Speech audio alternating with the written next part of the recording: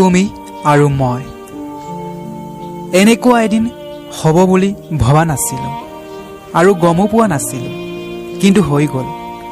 জীৱনখন সাঁতুৰং হৈ ৰ'ল।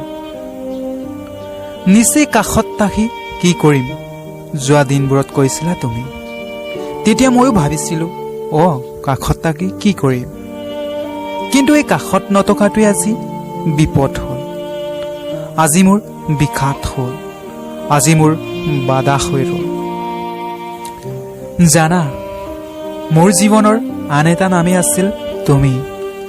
তোমাৰ বাহিৰে আন কোনো নাছিলে, আৰু সদায় তোমাৰেই ভাৱনা, তোমাৰেই প্ৰতিচ্ছবি দেখিছিলোঁ সপোনত, আৰু দেখিছিলোঁ মোৰ দুচকুৰ জোনাক পোহৰত। তুমি চাগে এতিয়া বহুত হেপী হৈ আছা, জীৱনৰ জীৱনসংগী পায়, মনে বিচৰাজনক পায়। মইহে অকলশৰীয়া হৈ আছোঁ, নিৰবিচ্ছিন্ন প্ৰাণীৰ দৰে, মানুহ নথকা দ্বীপপুঞ্জৰ দৰে। মই এনেকৈয়ে থাকিম। ভগৱানে যি কৰিছে ভালেই কৰিছে।